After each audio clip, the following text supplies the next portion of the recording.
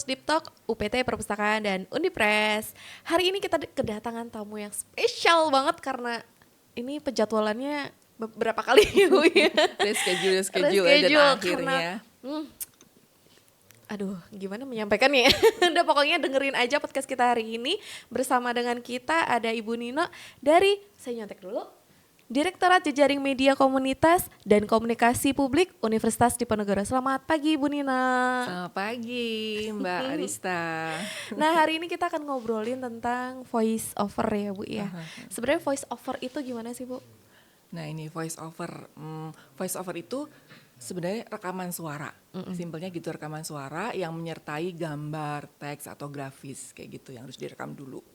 Seperti itu. Itu aja sesimpel itu. Ya. Motion grafis. Iya, tayangan-tayangan video lah. Video itu kan ada yang jenisnya diambil dari kamera real pics gitu, real gambar visual. Ada juga yang dari yang motion grafis gitu kan. Nah, itu kan kadang butuh penjelasan. Penjelasannya dalam bentuk voice over gitu. Jadi suara yang direkam. Simpelnya gitu. Nah, kalau nggak mau simpelnya nih Bu, lebih kepada aku tuh penasaran, bisa nggak sih voice over itu dilatih gitu? Jadi apakah itu murni suara dari kita yang kitanya apa ya Bu ya, misalnya hihi gitu-gitu, atau memang ada tekniknya dan ada pelatihannya? Iya, bener banget. Emang harus dilatih. Ada orang yang memang punya bakat, dia begitu ngomong tuh udah enak gitu kan. Suaranya nggak melengking, nggak terlalu rendah, enak buat didengerin. Tapi ada juga yang perlu dilatih intonasinya, artikulasinya gitu. Ritme speed bicaranya juga. Kan ada orang yang ngomongnya cepat, bla bla bla bla bla gitu kan. Orang ini ngomong apa sih gitu. Nah itu memang perlu latihan gitu. Nah, ada nggak tips-tips latihannya tuh apa aja sih biasanya? Yang pertama tuh kita mesti ngecek dulu nih orang ini nih, seseorang gitu kan, dia suaranya seperti apa dulu, pitch-nya gitu kan, dia sudah mencapai pitch optimum dia yang enak buat didengar kuping atau enggak dulu, jadi kita cari itu dulu. Ada juga orang yang suaranya kan suka melengking tuh, nah itu berarti harus dicarikan dulu nih optimum pitch-nya dulu, setelah itu baru dia berlatih artikulasi itu kejelasan dia mengucapkan kata gitu. A I U E O-nya. Perkata kan kadang suka dia karena cepat ngomongnya ada huruf yang hilang gitu kan, kayak kelapa karena dibaca cepat jadi kelapa gitu. Berarti gitu. latihan pronunciation dulu nih. Ya, semacam pronunciation kalau dalam bahasa Inggrisnya kan. Pronunciation. Artikulasinya gitu. dulu. Terus juga intonasi. Intonasi nih yang intonasi itu yang naik turunnya, nada. Jadi kalau kita baca sesuatu tuh nggak datar gitu kan. Selamat pagi hadirin, apa kabar? Kayak datar gitu kan. Jadi selamat pagi, apa kabar? Nah gitu kan ada naik turunnya, itu intonasi. Nah yang ketiga kita latihan tempo atau ritme. Tempo ya kan, kalau kita baca naskah itu ya jangan cepet-cepet juga jangan terlalu lambat gitu kan. Kalau cepet-cepet kan orang ini ngomong apa gitu kan, kalau lambat juga orang ngantuk gitu kan, jadi temponya juga diatur gitu. Tiga hal ini berarti menjadi pentingnya dasar dari voice over itu sendiri ya Bu di ya. dunia voice over itu sangat perlu dikuasai keterampilan itu gitu. Nah apakah voice over ini hanya sekedar, kan kalau misalnya dalam suatu film atau ketika kita mau mensuarakan dari gambar tersebut, apakah kita hanya membaca teks atau bagaimana Ibu? Nah ini seorang voice over talent itu dia harus bisa selain membaca naskah tadi ya, membaca naskah itu bukan berarti cuma baca doang, tapi mengerti, memahami ini maknanya apa sih gitu kan naskah itu. Terus dia menginterpretasikan, susah banget mau menginterpretasikan ini maknanya dari naskah ini apa, diinterpretasikan apakah ini untuk informasi, untuk mempengaruhi orang ya kan naskah-naskah untuk yang didubbing di voice over itu kan macam-macam gitu kan. Nah itu dia harus bisa menginterpretasikan dari naskah itu. Setelah itu baru dia bisa mendeliver pesan tadi. Kalau sudah tahu makna dari suatu naskah, oh ini naskahnya kayaknya untuk influence orang deh gitu. Kalau kayak iklan komersial gitu kan, iklan TV itu kan untuk mempengaruhi orang supaya dia tertarik, supaya dia beli gitu kan. Jadi dia gimana cara ngebawainnya biar orang tuh tertarik gitu. Berarti harus dibawakan dengan ceria dan sebagainya gitu. Beda lagi dengan film dokumenter gitu. Film dokumenter kan nggak mungkin dibawakan dengan ceria gitu kan, dengan smiling voice, tapi dibacakan dengan berwibawa karena dia membawakan suatu tayangan yang informatif yang harus menggunakan suara yang ya gitulah berwibawa gitu kan. Menarik gitu ya. Itu salah satu cara, salah satu keterampilan yang harus dimiliki juga oleh si voice over talent itu gitu yang harus dikuasain. Oke, ini menarik banget. Nah, untuk selanjutnya gitu ya, kita sudah memaknai. Apakah perlu latihan lagi sebelum kita pengambilan suaranya? Iya, misalnya aku dapat naskah nih, ya dapat naskah dari dari klien atau dari teman, tolong dong bantuin dubbing dong. Kita kan pelajarin dulu gitu ya. Oke. Kita pelajarin dulu. Terus sebelum kita take voice ya kita latihan dulu. Memang perlu sih harus ada latihan dulu kan, nggak langsung gitu kan, karena mungkin kita habis baru diem lama gitu. Kalau tiba-tiba langsung rekaman bisa apa ya? Ibaratnya Pemanasan kali ya, namanya. pemanasan dulu kan. Jadi pemanasan yaudah sekalian dengan kita ngebaca naskah yang mau kita rekam kayak gitu. Ya, harus Itu perlu sih. biasanya berapa kali kita latihan sih Bu biar mencapai delivering yang bagus gitu? Nah itu tergantung dari masing-masing orang kan. Ada orang yang sudah pengalaman, tapi ada yang benar-benar baru. Kalau orang yang dia benar-benar nol, mulai dari nol banget untuk jadi seorang voice over talent, ya dia harus latihan hampir setiap hari sih kalau mau cepet ya. Latihan tiap hari dulu untuk ngedapetin itu tadi. Kalau orang dengar dia ngomong, dia baca naskah, tidak seperti membaca, tidak datar gitu kan. Nah itu baru dia bisa kita pakai, bisa disebut sebagai oke, kamu udah bisa jadi voice over gitu kan. Tapi kalau kamu bacanya masih kelihatan, kedengaran masih kebaca, enggak latihan terus, suara kamu masih lemah, belum ada intonasinya, artikulasinya juga kadang belibet, masih latihan terus. Nah seperti itu. Jadi masing-masing orang beda gitu ya. Ada yang cepat, ada yang lambat, ada yang enggak maju-maju. Makanya produksi sebuah film atau video itu butuh proses yang panjang ya.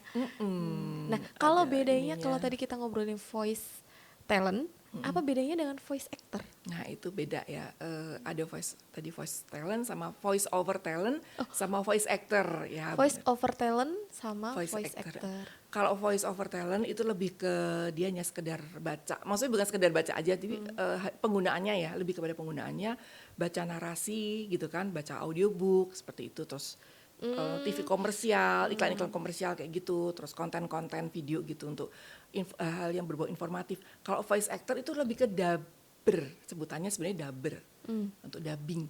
Jadi kayak film kartun. Nah, film kartun kan kadang butuh suara nenek-nenek. Nah, itu dia voice actor. Gimana dia mengubah suaranya menjadi nenek, atau butuh suara anak-anak. Bagaimana dia mengubah suaranya jadi kayak anak-anak gitu. Atau suara raksasa gitu kan. Nah, suara raksasa kan besar ya. Dia harus bisa mengubah warna suaranya. Ya, aktor kayak aktris, aktor gitu kan, dia voice. Jadi bisa ngubah-ngubah suara. Walaupun sekarang kan udah canggih nih, udah banyak banget aplikasi ya kan. Tapi aplikasi yang ada tuh kadang nggak, kurang puas tuh kita tuh ya kan. Kadang ada kalimat atau kata yang kalau dipakein aplikasi tuh ya betul dari sisi ekspresinya nggak dapet. Ya mau nggak mau harus pakai manusia gitu. Boleh dong Bu, bisa nggak Bu kita dicontohkan sedikit gitu Bu, apa? Kalau aku bukan seorang voice actor ya, aku lebih kepada voice talent, voice over talent. Cuman ada kalau hal dikit ya bisa lah jadi voice actor tuh bisa, ya nggak seperti yang lain. Boleh Bu sedikit aja gitu, contoh Ya, apa ya? suara apa gitu Bu? Coba cari naskah dulu. Atau biasanya ini atau Bu, ada ini biasanya naskah gitu. ini Biasanya kalau nge-MC gitu Bu kan, selamat datang di UPT Perpustakaan dan Undipres gitu Bu, coba Bu suara itu. oh gitu ya, oke. MC ya. Selamat pagi, halo apa kabar teman-teman. Selamat datang di acara podcast yang saat ini digelar di UPT Perpustakaan. Salah kan Soalnya ngomongnya. biasanya di Universitas Diponegoro. Oh ya, tiba-tiba kan di UPT, sorry ya. Harus pakai teks. Kebiasaan pembaca pakai teks. Nah, aku malah jadi penasaran juga kan kalau yang beberapa voice talentnya dari beberapa kartun kita kan juga sudah kemarin banyak berita sudah berlampau gitu. Nah, mereka itu ternyata setelah aku perhatikan tuh memiliki 2-3 suara yang ternyata diperankan untuk 2-3 apa Bu namanya Bu? Figur gitu. Nah, sebenarnya tuh setiap kita itu bisa sampai berapa suara yang berbeda sih Bu? Itu tergantung kemampuan masing-masing sih. Oh, Ya, oke. dia bisa mengubah berapa karakter itu masing-masing gitu, kemampuan diri kita gitu. Aku penasaran banget gimana cara ngerubah karakter suaranya itu tadi gitu. Mungkin satu apa namanya memang passion, dua mungkin juga ini ya Bu ya apa namanya bakat dari Iya, dalamnya itu bakat, ya. bakat dari alam Nah ini gitu. juga Bu Nina Gimana tuh? ternyata mengeluarkan buku ya Bu ya. Nah Mm-mm. nih ada teknik dasar voice over langkah awal menjadi voice over talent. Ini karya Ibu Nino ada dia di UPT Perpustakaan Undip ada kan Bu? Iya, bisa di Oh, ini bisa didapatkan di lantai 2 UPT Perpustakaan dan Unipres. Ini tadi sempat aku baca-baca sepintas, padat banget gitu. Karena sudah kalau saya tuh sukanya to the point. Jadi ini saya baca ini terus oh iya iya iya dan tadi saya juga sempat ngebaca bagian etika voice over. Saya lupa di halaman berapa tapi sudah sempat saya baca tadi etika. halaman 20. Oh ya, halaman 20 etika dunia voice over. Ini maksudnya apa sih, Bu? Dalam arti aku baru tahu kalau ada etika Oh voice iya, dalam voice over gitu. ini buat teman-teman yang memang punya profesi sebagai voice over talent. Ya dia jadi TV pengisi suara iklan, kemudian pengisi suara karakter-karakter tertentu, voice actor tuh juga punya etika. Etikanya tuh kalau misalnya voice over talent, misalnya dia udah di hire sama iklan tertentu gitu ya. eh, Dia dipercaya untuk ngebawain iklan tertentu, dia nggak boleh ngebocorin naskahnya gitu. Misalnya pas sebelum take kan dia udah dapet naskahnya tuh gini-gini ya, terus dia nggak boleh yang misalnya mau rekaman, gue mau rekaman ya ini iklan ini ya gitu, nggak boleh kayak gitu-gitu. Terus ya dia harus jujur gitu kan. Salah satunya jujur tuh maksudnya jujur tuh gini. Kalau misalnya dia sudah pernah ngebawain iklan yang sama, produk yang sama, misalnya sabun nih, dulu pernah ngebawain sabun A dan sampai sekarang tuh sabun A tuh masih beredar, iklannya masih diputar terus. Terus dia tiba-tiba dapat klien sabun B gitu ya, jadi harus kasih tahu, saya tuh masih ada loh suara saya di sabun A dan masih jalan gitu. Dia harus kasih tahu itu. Ya, jadi biar kliennya tahu, oh dia udah pernah dipakai nih gitu. Harus istilahnya jujur tuh seperti itu, kayak gitu. Dengan klien ya harus ngasih tahu. Terus apalagi etika yang lainnya ya banyak banget nih. Saya Baik baca banget, ya, Bu. baca kebetulan.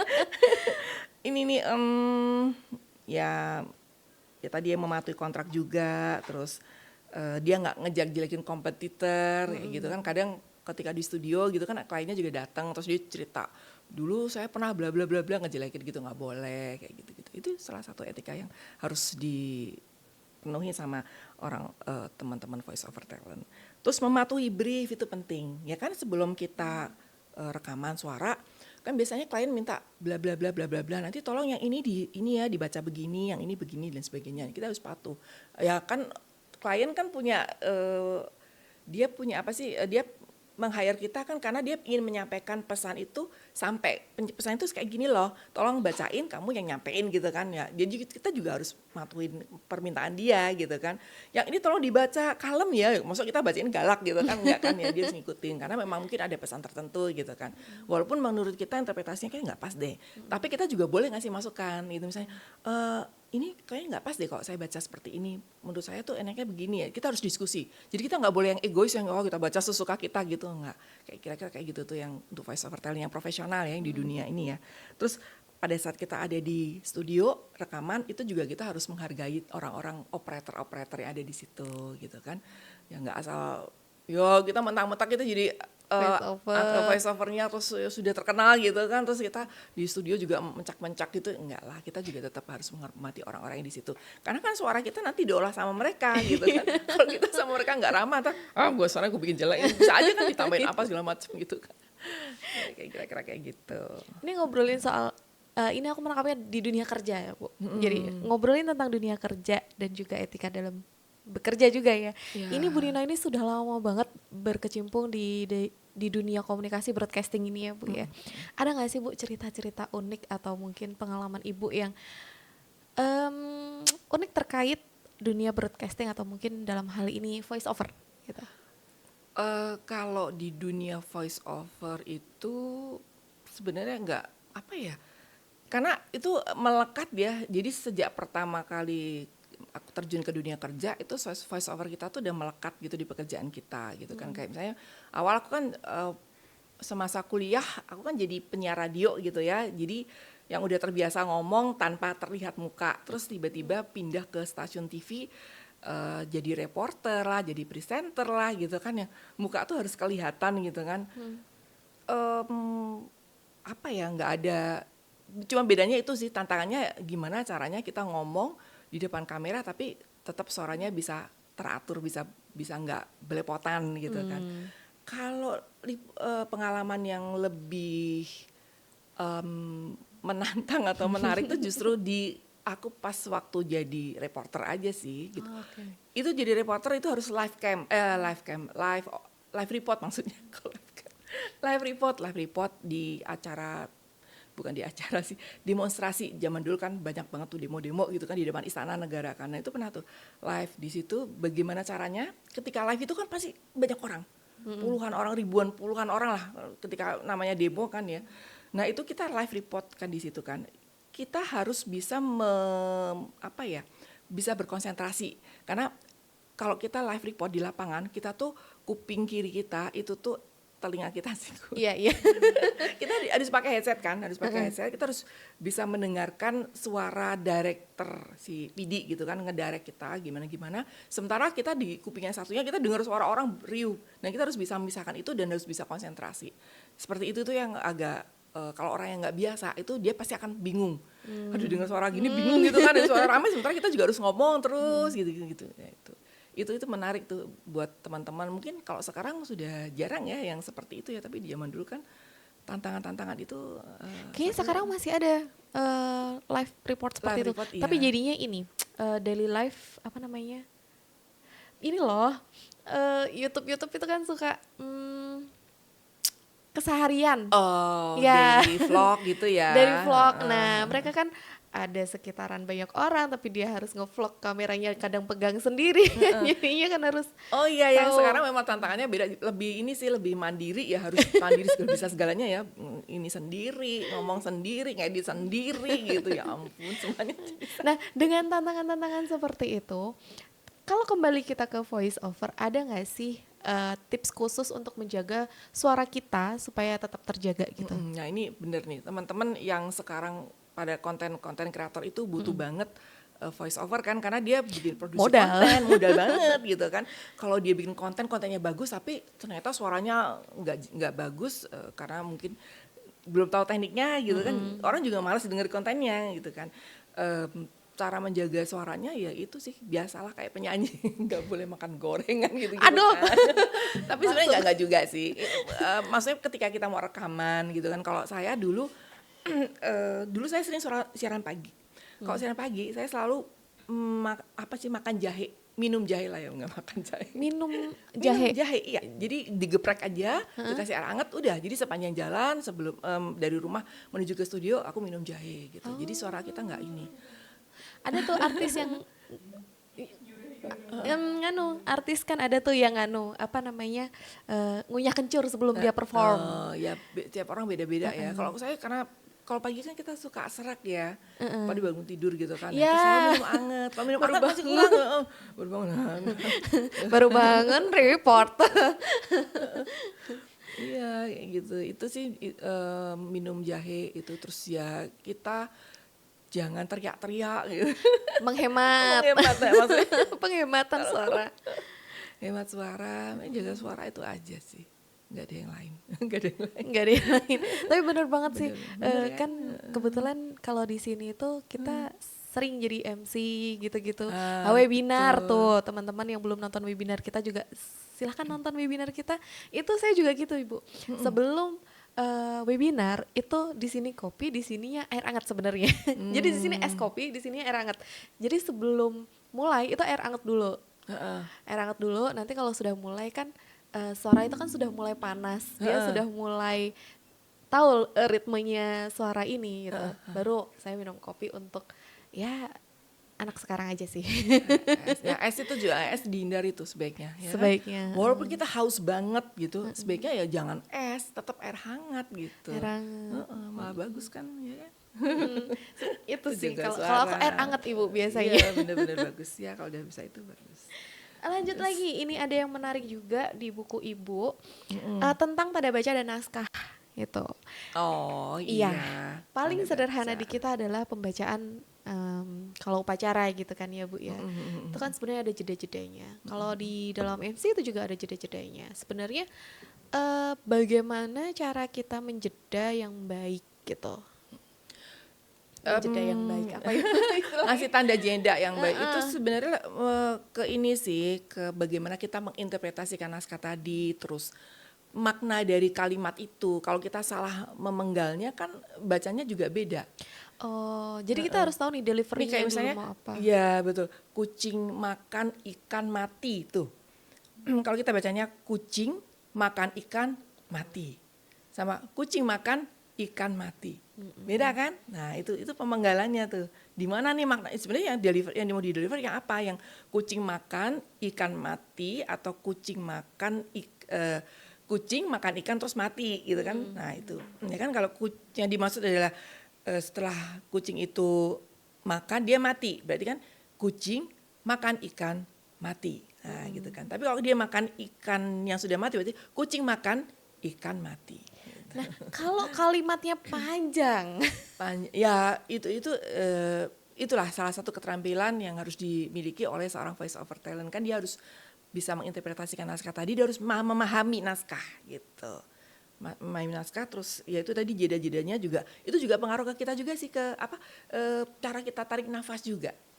Cara Biar nggak kita naik ngos-ngosan kan. ini Nah, ya nggak sih? ini menarik. Itu caranya gimana Ibu? Kalau kita cuma rekaman itu masih aman. Masih amannya tuh gini. Ya udahlah kita, dan biasanya ada tips nih, kalau kita lagi voice over sebaiknya kita jangan duduk tapi berdiri. Pantesan Iya. ruang studio itu mic-nya Di studio- menggantung terus kitanya berdiri. Betul, nyanyi pun juga kan. Iya. Lebih nafasnya kita lebih loss, lebih enak, kita lebih bisa mengeluarkan power gitu. Terus posisi naskah pun juga nggak boleh begini. Kalau ini kan nunduk nih, nunduk itu leher kita ketekuk, jadi nggak enak nih untuk udara. Kita harus begini sejajar, jadi kita lehernya lega gitu. Ya kayak sekarang kan baca kan jadi enak. Di era modern seperti saat ini, industri voice over Indonesia harus terus menunjukkan kreativitas dan inovasi. Nah gitu kan. Ini kalau tarik nafas enak gitu. Mengeluarkan nafas diafragma kan juga lebih enak begini kan. Kalau nafas diafragma begini kan suara kita kayak gitu. Karena sebenarnya aku pun juga gitu. Webinar itu duduk. Tapi entah kenapa secara otomatis badan aku tuh gini kalau mau ngomong dulu. Nah kan tetap tangannya gini. Terbiasa, itu langsung ya. duduk gini tegak gitu. Ternyata secara alamiah pun tubuh kita sudah mentransferkan bahwa nih suara yang enak tuh duduknya begini. Iya, betul. Struktur tubuhnya. Nah aku jadi penasaran. Nah kalau misalnya mohon maaf mungkin yang ada punggung sakit gitu, yang apa Bu namanya Bu, skoliosis gitu, bisa apa ya Bu namanya, disiasati nggak ya biar suaranya untuk bisa memenuhi voice over dengan suara yang berbeda-beda gitu?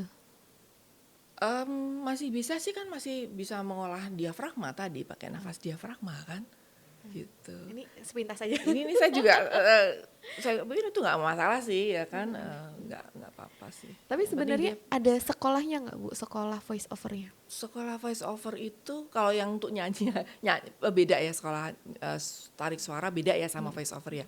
Kalau voice over sih sebenarnya nggak ada sih, nggak ada sekolahnya. Ya kita belajar sendiri aja, belajar secara alami aja, belajar banyak kan sekarang tutorial kayak gitu ya. Tapi sekolah khusus nggak ada gitu. Gimana? Mau menggelar kelas? Iya menggelar kelas yuk Latihan Bu, voice over kayaknya seru gitu. banget soalnya ini. Apalagi sudah ada bukunya kan, tinggal kita bedah aja gitu. Yuk Bu, kapan-kapan Ayo, ya. boleh. Nah buat Pusdip silakan komentar di bawah yang mau ikut kelasnya. Yuk, nanti biar ternotis agar kita juga bisa pengajuan pembuatan kelasnya ya Bu ya. Iya, bener. Bu Nino, terima kasih banyak untuk kehadirannya hari ini dan berbagi ceritanya. Dan buat teman-teman Pusdip yang pengen baca lebih lanjut terkait buku Bu Nino, Teknik Dasar Voice Over, Langkah Awal Menjadi Voice Over Talent, ada di UPT Perpustakaan Undipres di lantai 2, silakan dibaca. Dan mungkin buat teman-teman yang pengen interaksi, pengen menghubungi, Oh, pengen boleh. ngobrol langsung, boleh kan? Boleh. Sebenarnya ada tuh di buku itu ada email sih. Nggak apa-apa, email dulu, nanti setelah email kan bisa kita bales dengan oke, bisa Oh, chat iya WhatsApp deh. kita gitu. Atau kalau boleh memang boleh gitu ditampilin gitu nomor handphone gitu, nggak ya lah ya? Nggak boleh. Boleh sih kalau Ibu membolehkan. Oh gitu ya, boleh. Iya, Ya nanti boleh silakan ya dilihat ya di bawah sini. Suka gitu kita ya. Nah, terima kasih banyak Bu Dino. Ini bukunya sudah ada di UPT Perpustakaan Undipres atas pemberiannya karya yang luar biasa ini di UPT Perpustakaan Undipres. Semoga Semoga nanti bisa dimanfaatkan oleh teman-teman Pusdip, dan juga nih ruangan ini tuh sering banget Ibu dipakai untuk teman-teman mahasiswa yang pengen membuka podcast-podcast gitu, yang membuat podcast. Nah, mungkin teman-teman yang lain juga untuk menambah ilmunya bisa baca buku ini, dan juga mungkin bisa menghubungi tadi ya nomor Bu Nino di bawah ini. Iya, jadi sekali merekomendasikan ya buku apa yang harus dibaca nih gitu. Nah, ya inilah buku yang harus dibaca. Buat teman-teman konten kreator, jadi perlu baca gitu. Iya. Sekali lagi terima kasih banyak Bu Nino sama-sama, atas makasih juga. ilmunya. Semoga bermanfaat untuk kita semua. Kita tunggu kelasnya. Ya, oke. Dan Pusdip komen biar semakin meriah nanti kelasnya. Terima kasih banyak. Kita cukupkan hari ini. Wassalamualaikum warahmatullahi wabarakatuh. Sampai jumpa. Waalaikumsalam warahmatullahi wabarakatuh. Bye bye. Pusdip Talk, let's talk.